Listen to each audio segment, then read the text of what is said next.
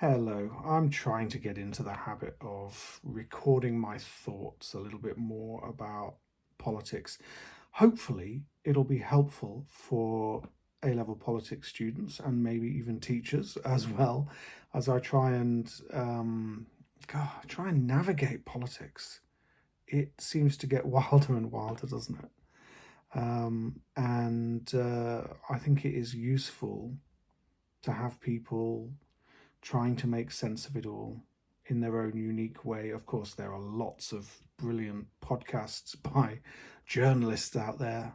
Um, I want this to be something slightly different. This is not scripted. This is not um, planned. These are my raw thoughts.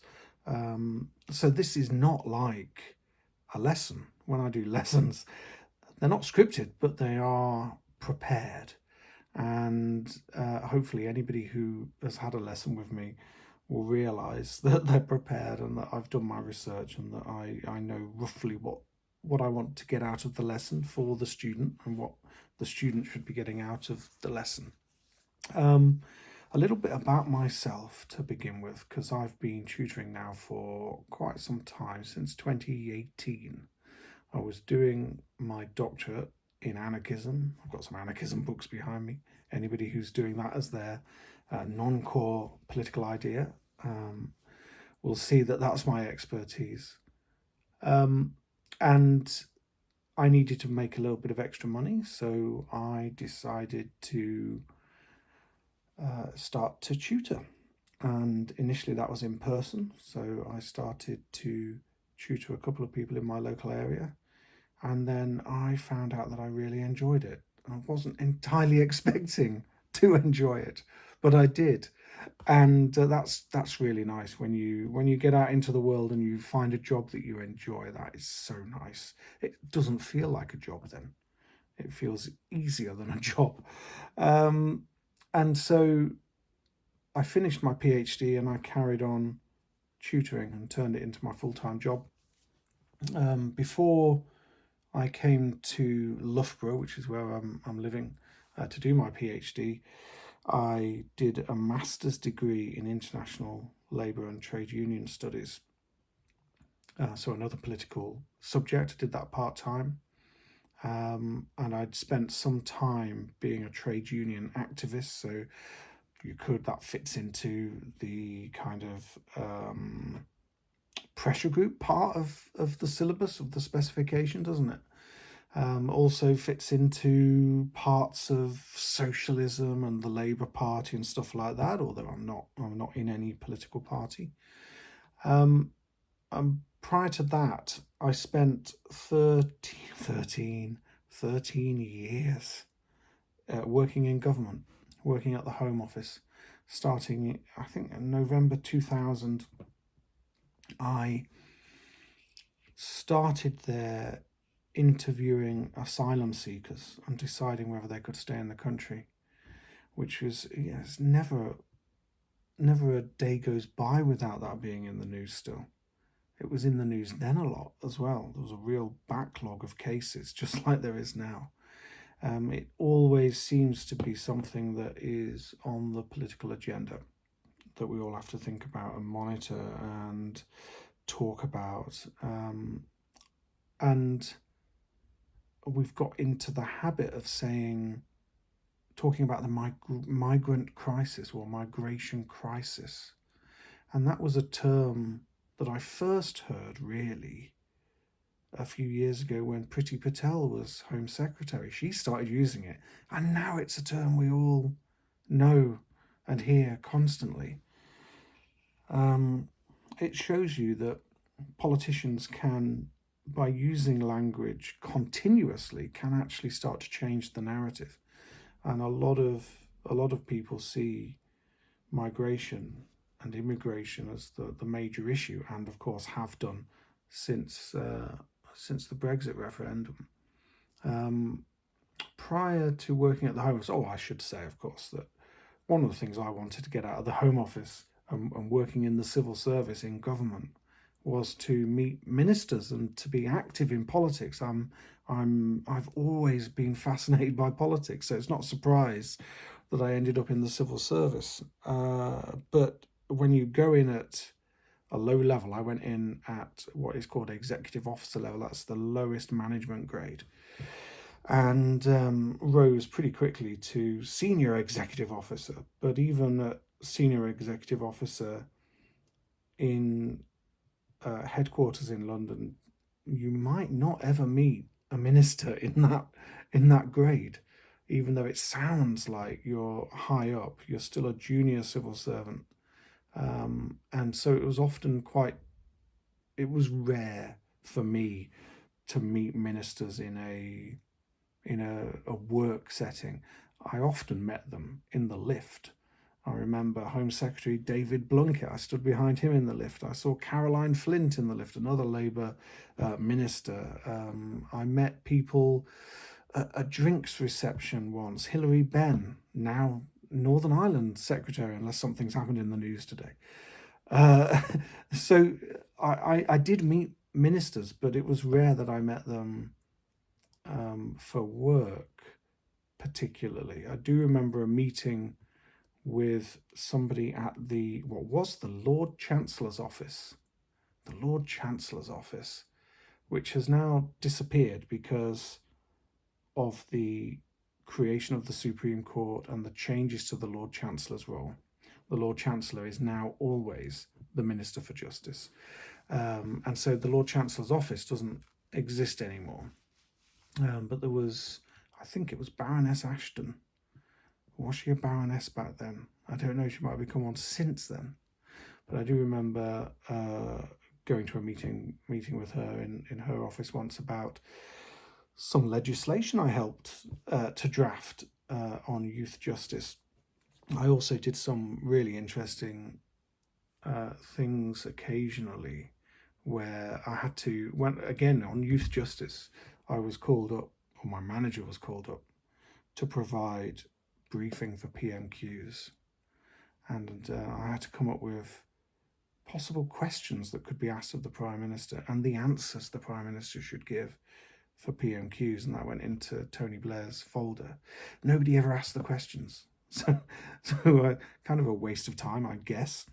But interesting, when you see the Prime Minister doing PMQs and you see they've got a folder that they're referring to, that will be full of answers that they should give that will have been drafted by people like me at that time.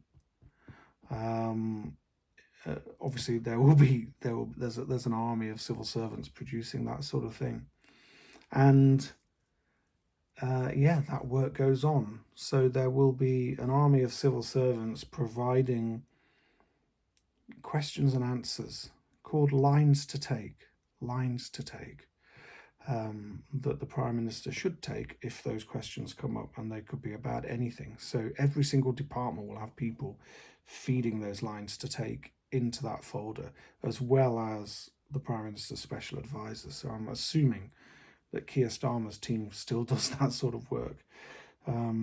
So that was quite interesting. The fact that the questions never came up was disappointing in a way, but a lot of political work is it's a little bit like that old analogy of the swan gliding across a lake, and you can't see the paddling that's going on underneath the water. A lot of political activity is like that. You see the results of the political activity. You don't see the work that's gone into it. Before I joined the civil service, I did another master's degree, this time in democratic studies. So I have a little bit of expertise, although it's a long time ago now, a little bit of expertise on democracy. And before that, I did my politics degree, 3 years studying politics in depth. And prior to that, back in 1992 to 1994, I was doing my A-levels, including one in government and politics. So I've basically spent over 3 decades gathering knowledge and understanding of politics. I've taught at Loughborough University. I've not taught in a classroom A-level politics, but I've now taught, I don't know how many A-level students since 2018, but it's a lot. Um, I get really good grades for people, or I help them get really good grades.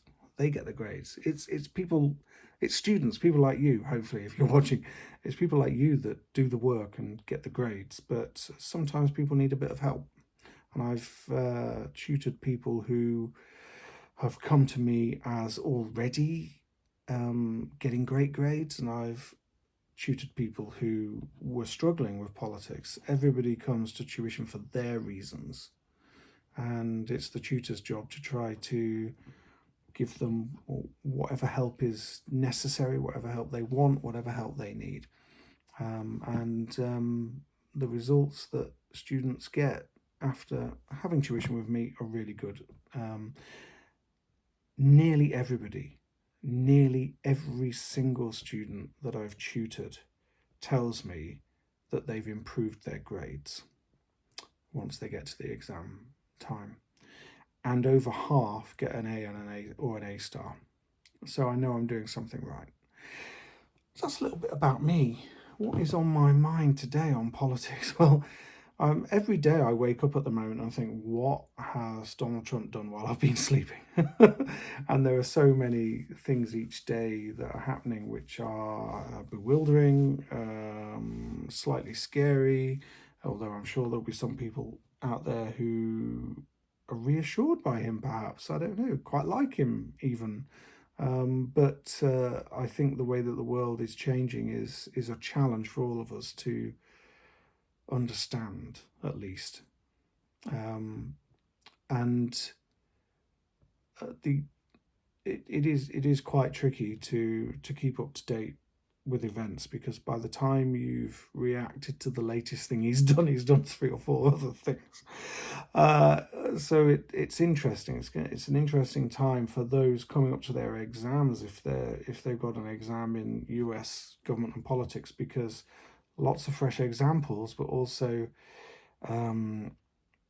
it could be quite tricky to work out what you're supposed to say about things. And the way I'm looking at what Donald Trump is doing is his use of executive orders could be called excessive, but I think it's more interesting than that.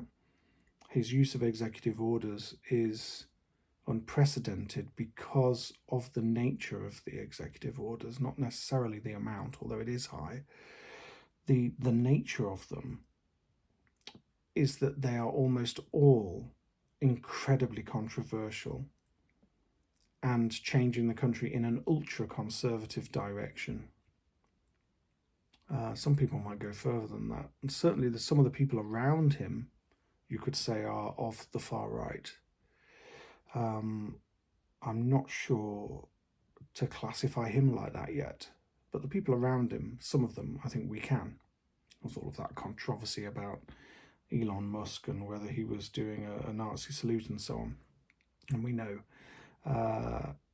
that Elon Musk has supported far-right parties in Germany and discussed the idea of getting Tommy Robinson involved with politics here and things like that. So it's the nature of the executive orders. They are extreme, ultra-conservative, and therefore they are likely to be challenged in the courts. But it goes further than that, because if you're doing US politics, you would have heard about the wonderful checks and balances and the separation of powers. So everything's going to be fine. The checks and balances will make sure that those extreme things are ironed out and not as extreme. I don't think so. I think what's going to happen, actually, is that there are simply so many of them that will reach the Supreme Court that the Supreme Court won't have time to deal with everything.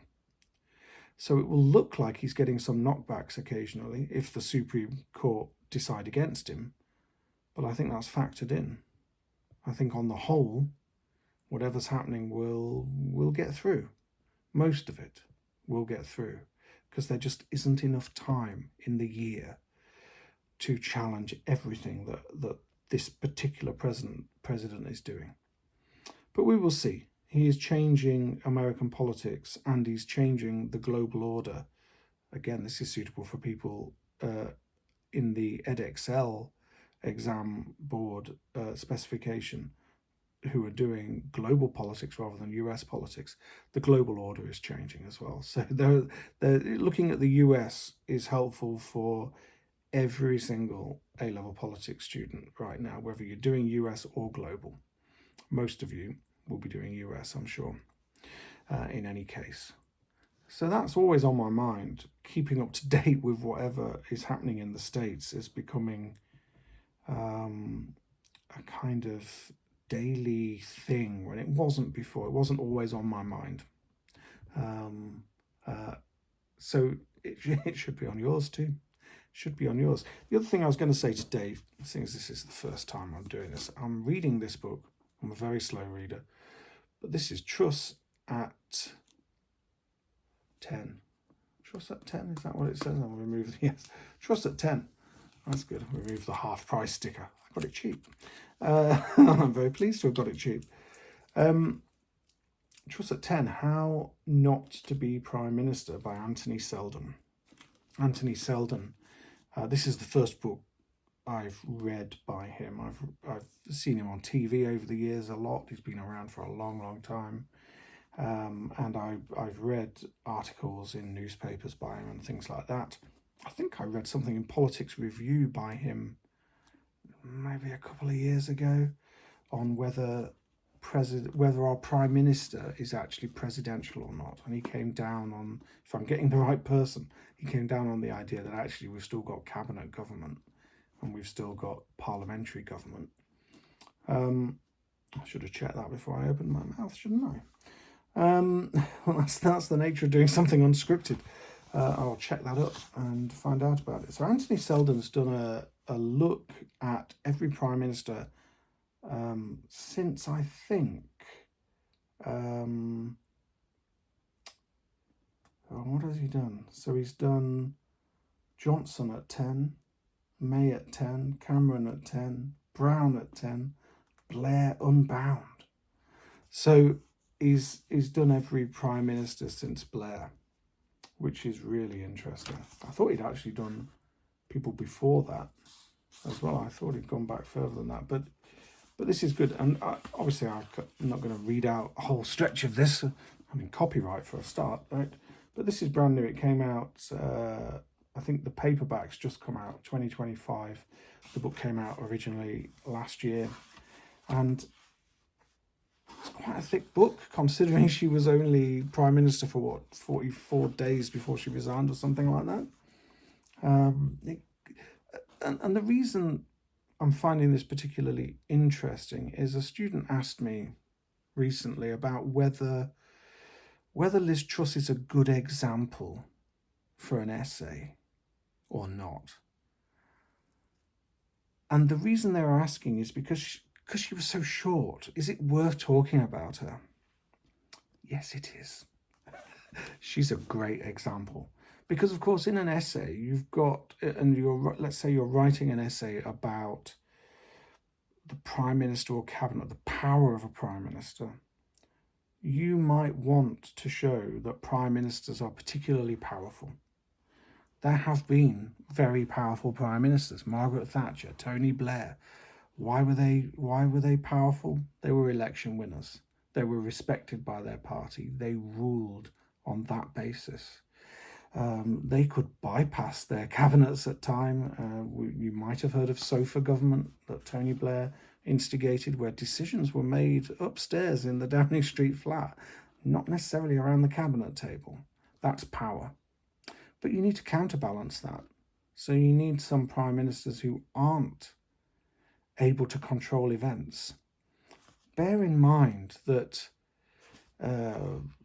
over the last decade, let's say, and there's a really interesting article in the latest Politics Annual Survey for 2025, which is written for A-level politics students. Worth finding that. There's an article in there about how our prime ministers, how our executives find it difficult to control events in the last 10 years. And it kind of blows away the idea that if you get a big majority, you can ride high as a prime minister. Boris Johnson had a big majority, couldn't control events. COVID came along, and he was so arrogant about that he managed to get wrapped up in his own importance and ended up with a criminal record for breaking his own lockdown restrictions. What a bizarre situation to get yourself in. And then, of course, Liz Truss took over and couldn't control events at all, with supreme arrogance, I think, that mini budget. She thought very ideologically that she was doing the right thing. If you've studied conservatism, you'll know that there's pragmatism at times amongst conservatives. There's also, in the new right, an ideological spirit of the free market and enterprise, and that is what Liz Truss represented. And I think she thought having a big majority was all she needed. That's all that it takes, perhaps. Excuse me a moment, I've talked for a while. So, that arrogance, I think, came from the fact that our parliamentary government rests on the idea that having a majority, being the leader of the party that can command the confidence of the House of Commons, allows you to do whatever you like. It clearly doesn't. It is clearly better if you've won a general election yourself rather than taking over from somebody. Boris Johnson knew that because he tried to get an election the moment he took over from Theresa May, who had lost her majority, remember, in 2017. Of course, we could move on to Rishi Sunak as well, who also couldn't control events with the same majority as Liz Truss. Found it very difficult to change the momentum of his party after that mini budget, which really sowed the seeds for the 2024 election result. And Keir Starmer's got a big majority, and he's not controlling events very well either. So, you know, he's been embroiled in some issues to do with free gifts from people and continuing problems over policy decisions like the winter fuel payment issue, the WASPy women issue, well, we'll see how all of that sort of stuff pans out, because of course now with Trump around, it makes the British Prime Minister's job all the harder at the moment. I think Keir Starmer is looking pretty good on the international stage, and that can flip overnight. It can just change instantly, so it doesn't really matter. Or it will end up with him looking brilliant forever. We'll see. The contents page of this book about Liz Truss gives us an idea about where it's going. So the first chapter is Secure the Power Base. This is about her trying to make sure she can win the leadership election. And it wasn't clear that she was going to end up doing that.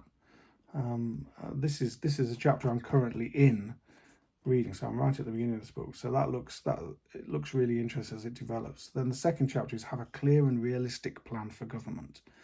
I get the sense that Anthony Seldon is setting her up for a fall here in relaying this story out. Number 3, appoint the best cabinet and team. Yeah, that's tricky. That's a tricky thing. Every prime minister's got to set out who their cabinet is, and you have to assume that they choose the best people to begin with. It always amazes me when there's a cabinet reshuffle and they get rid of whole loads of people and they say they want to refresh their team. I just think, Didn't you choose the right people in the first place? Why are you refreshing your team? Chapter 4, command the big events. Well, I think probably we can all agree that she had a pretty good start in terms of, she only lasted a while.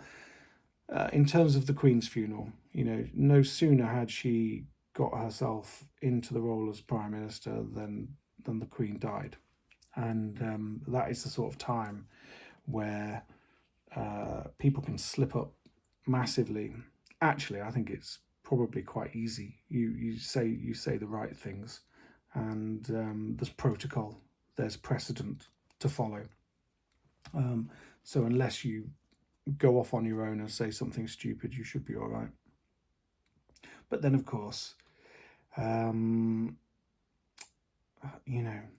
know that she didn't control the mini budget well.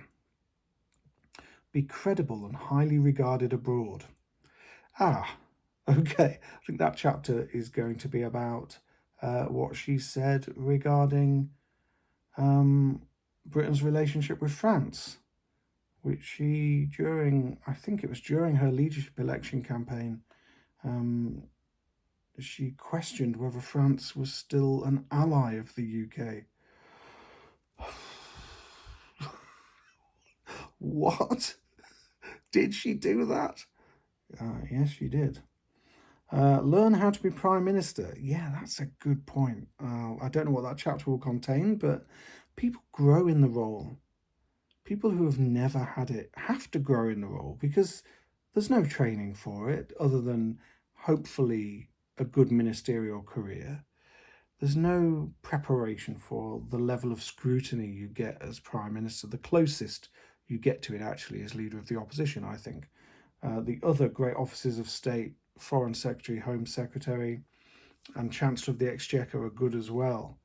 But I don't think anything could prepare you for stepping through the door of number 10 and being the person in charge. Good grief.